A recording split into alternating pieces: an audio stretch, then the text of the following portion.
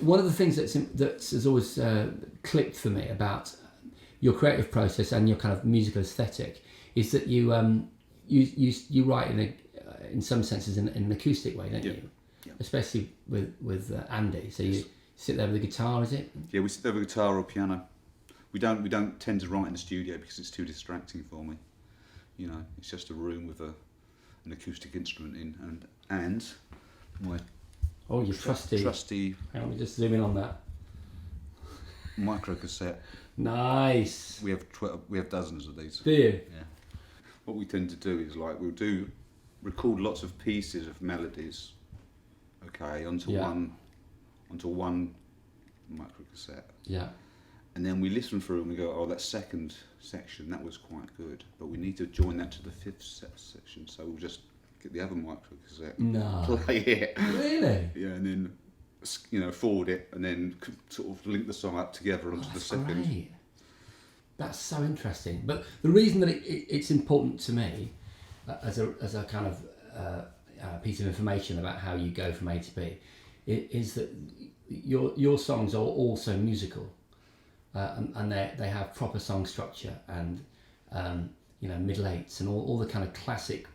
If you were to deconstruct not just pop music but all kinds of music, they observe a particular structure, and there's a brightness to them, which for me, it comes from that process of sitting down with a non-electronic instrument.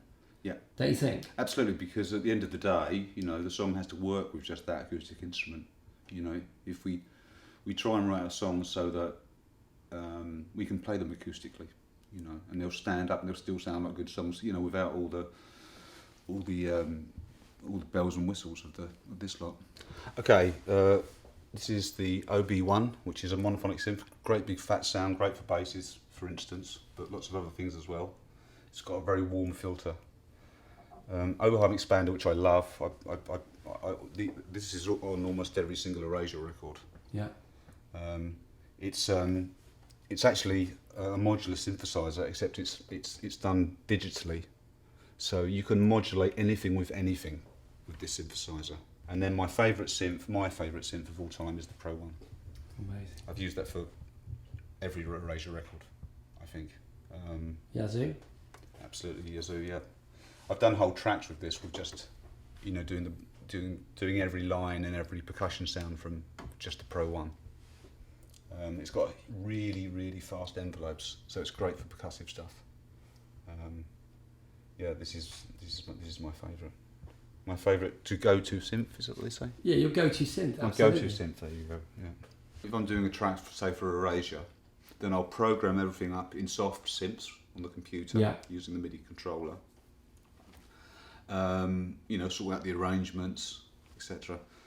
And then I'll convert all of the digital stuff into analog. So I'll say, okay, this bass line here, I think I'm going to use the Pro One, say, But I try and switch it around, because, I don't want to always go to the Moog to do bass just because that's what you do. You know what I'm saying? Yeah, completely. It's more of a challenge to try and get a bass sound out of an Korg MS-20, isn't it?